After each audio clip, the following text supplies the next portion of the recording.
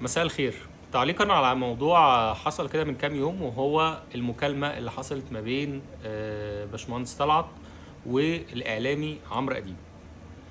طبعا هم كانوا بيناقشوا أو كان السياق بتاع المكالمة ماشي إن الإعلامي بيبين إن في مشكلة في السوق العقاري في مصر، وإن الناس ما تجريش وتشتري وتحاول إن هي تتأنى، والطرف الاخر كان بيوضح ان مفيش اي مشاكل وان الدنيا جميله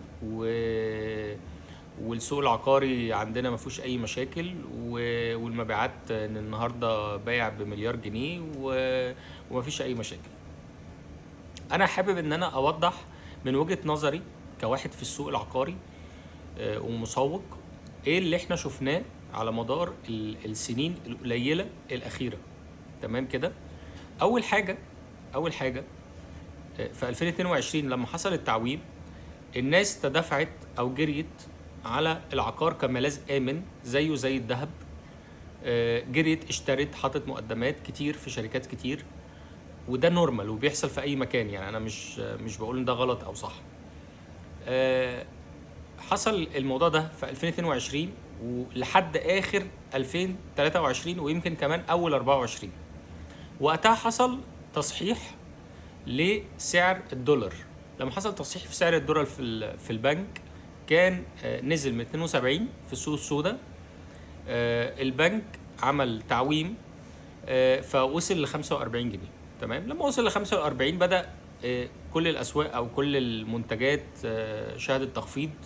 منهم الذهب ذات نفسه كان متسعر على 72، نزل لحد 45. كان ساعتها لو تفتكروا الجرام نزل من حوالي 4500 جنيه، نزل لحد احنا بنتكلم 3500 جنيه تقريبا.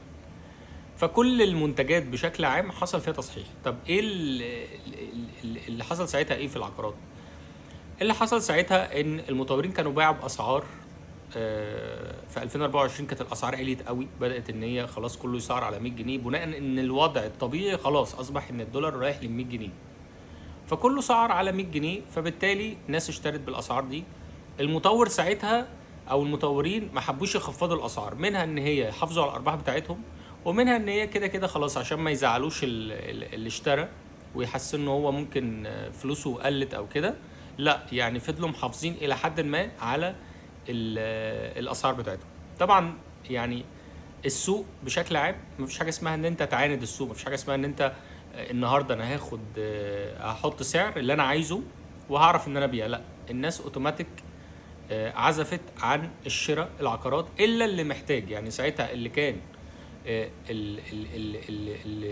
اللي في احتياج شديد لشقه او عقار هيسكن فيه او هيشغله، طبعا ده استيل لحد الان بيشتري عادي جدا. لكن المستثمر اللي هو عنده عقار واثنين وثلاثة وعشرة، ده اصبح ان هو ما بيشتريش زي الاول، اصبح ان هو قلل الشراء بناء على ان السوق المفروض ينخفض او يصحح اسعاره. ده ما حصلش بنسبة كبيرة. لكن مؤخرا احنا بدأنا نشوف تصحيحات في اللونشز الجديدة. دايما دلوقتي المطورين بقى ينزلوا باسعار، لو لاحظتوا ان هي اسعار اقل يعتبر من 2025 اللي هو ذروة زيادة الاسعار اللي حصلت في السوق. فالسوق ما بيتعاندش. يعني اللي حصل ان في تباطؤ في المبيعات نتيجه انخفاض القوى الشرائيه. يعني النهارده مثلا الشاليه اللي في الساحل اللي هو كان في 2022 ب 2 مليون جنيه، النهارده لا يقل عن 8 مليون جنيه. فحصل ان الاسعار اتضاعفت 4 اضعاف. فمش هيجي النهارده اللي كان العميل اللي كان بيشتري ب 2 مليون مع 8 مليون، استحالة. الا لو كان عامل او شاري ذهب او لكن الطبيعي والنورمال والدخل ما زادش بنفس الحاجات دي. كلنا شاهدنا تباطؤ في حركة المبيعات. ما تجيش انت النهارده تقول لي لا انا السوق تمام. بناء على ايه؟ انت النهارده علشان تقول ان السوق تمام، لو انت شركة كنت مسعر مثلا الشقة ب 2 مليون جنيه وبتبيع بمليار جنيه في السنة، المفروض ان انت النهارده الشقه اللي هي بقت النهارده مثلا ب 8 مليون جنيه، طبيعي ان انت عشان تقول انا زي مبيعاتي زي ما هي، اذا ان انت تبيع ب 4 مليار جنيه. يعني لو نفس عدد الشقق اللي بيتباع عندك، لكن ده ما حصلش. انت النهارده مثلا لو انت كنت بتبيع بمليار جنيه والنهارده بتبيع بمليار ونص، اذا ده ما اسموش ان انت بقى عندك زياده في المبيعات وتطلع تقول انا عندي زياده في المبيعات. لا، هي مش زياده في المبيعات، انت عدد الوحدات المباعه قل، لان اللي حصل زياده في اسعار الشقق واسعار العقارات في مصر بشكل كبير زي اي سلعه. فبالتالي ما ينفعش ان انا النهارده اطلع اقول لا انا الدنيا تمام وانا ما عنديش تباطؤ واللي انت بتقوله ده غلط. لا، مش غلط، بالعكس، ان احنا نواجه المشكله او نشوف ان في مشكله، نحاول ان احنا نكون واضحين بحيث ان المطورين فعلا ياخدوا خطوات فعاله لضبط السوق او التسعير. ده شيء ايجابي مش شيء سلبي خالص. تاني حاجه، ان في برضو حاجة مهمة جدا وهو يمكن ذكرها في المكالمة، ان في خلايجة بيشتروا. ده حقيقي، في خلايجة بيشتروا، ولكن انا ممكن يبقى عندي عدد اكبر بيشتري. بان اعمل ايه؟ بان انا اعمل قوانين رادعة للمطورين اللي بيحاولوا ان هم مثلا يتأخروا او بيحصل منهم تأخيرات في التسليم. لو انا عالجت حاجه زي كده، بقى في رقابه شديده على المطور، بقى في انت عملت ايه والرخصه تتاخد ازاي. يعني النهارده مثلا في قوانين بتنزل ولكن هي ما اتطبقتش على ارض الواقع، زي مثلا ان انت ما ينفعش تبيع او تعلن عن المشروع بتاعك الا لما يكون معاك قرار وزاري. ده مثلا على ارض الواقع مش بيتطبق، احنا محتاجينه يتطبق. كان في قرار برضو كان بيدرس ان هو لازم عشان تعلن عن مشروعك لازم تكون بنيت 30% منه. ده برضو ما حصلش. كل الناس بتبيع دلوقتي اوف بلان، بيبقى ارض لسه ان هو بادئ شاريها وبيبيع. فكل الحاجات دي محتاجين ان هي تتطبق على ارض الواقع. محتاجين نراجع ونشوف الناس اللي اتأخرت بناء على ايه. هل هم عندهم مشكلة مالية؟ هل الناس دي فضلت الخطط التوسعية ليها ان هي تاخد اراضي جديدة واهملت التسليم؟ كل ده مشاكل لو اتحلت هندخل بقى بشكل حقيقي في تصدير العقار، وهندخل بشكل حقيقي ان اللي اشترى هيشتري تاني وتالت ورابع. حتى لو الاسعار زادت، في ناس او في شريحة خرجت، ولكن ممكن نبدل ده بشريحة جديدة تدخل منها فكرة تصدير العقار.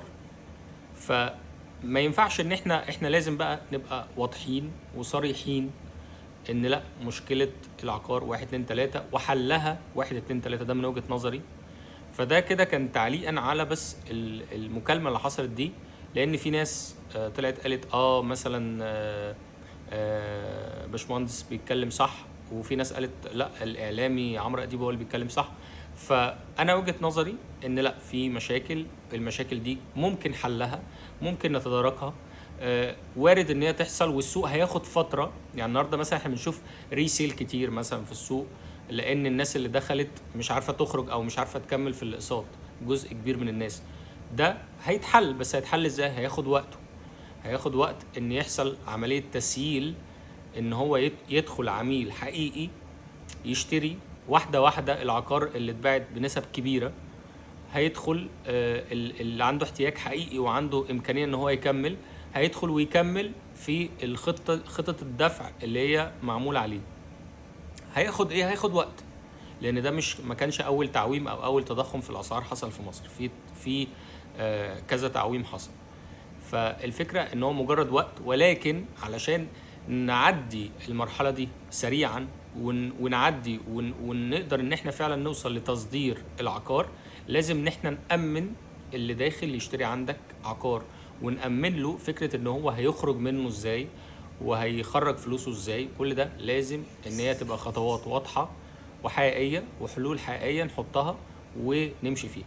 بس ده كده كان تعليق سريع عن الأحداث اللي حصلت أو المكالمة دي، وأتمنى يكون المحتوى ده مفيد ليكم ويكون طلعت منه بمعلومة. شكرا.